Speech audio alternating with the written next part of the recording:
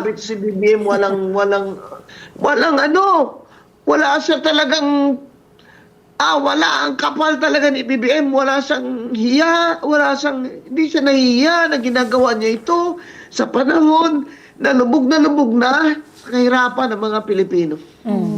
Yes, Weng. Attorney, siguro isang punto po, will history repeat itself po? Nakikita nyo ba na mauulit ang kasaysayan? Sa ngayon po, it is in progress. Civil disobedience. Nung panahon ni Marcos kasi, there were other players. Johnny Enrile, suspected or said na ipapapatay siya ni Imelda Marcos. Kaya siya tumiwalag siya. At sabi niya, hindi magpatayan na lang tayo dito. And then, Fidel Ramos joined him. And then, General Tadjar joined him because ang mga tao sa labas, pati kapatid niya, ay sumamo sa kay General Tadjar na sumama na siya sa mga tao. Huwag paputukan sa EDSA. Andyan po ako sa EDSA noong 1986. Di ba, sumama ka rin sa snap election for Cory. Tinaya din namin ang buhay namin at mga properties dahil sa talagang lumaban na kami kay Marcos doon sa kandidat, sa mga warlord doon. Ang ano namin, 86, snap election yun eh. Yun ang trigger eh.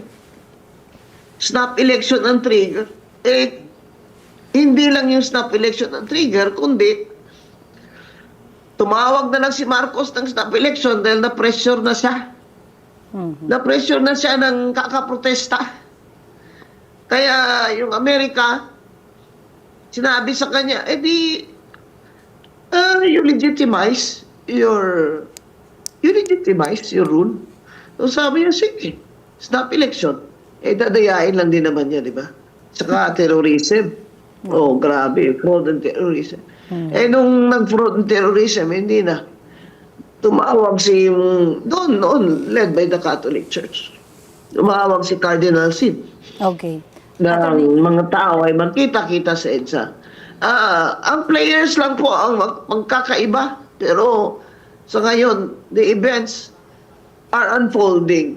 Kaya ito pong protesta sa EDSA,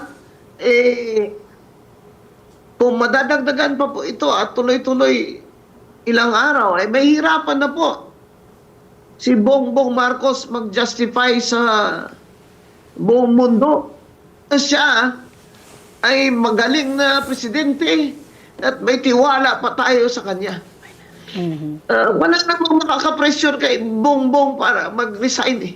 Okay. Wala kung hindi ang Amerika lang at kung ang mga allies niya ay pumiyok na. Okay. Dahil nakikita na ang talagang sukdulan na mga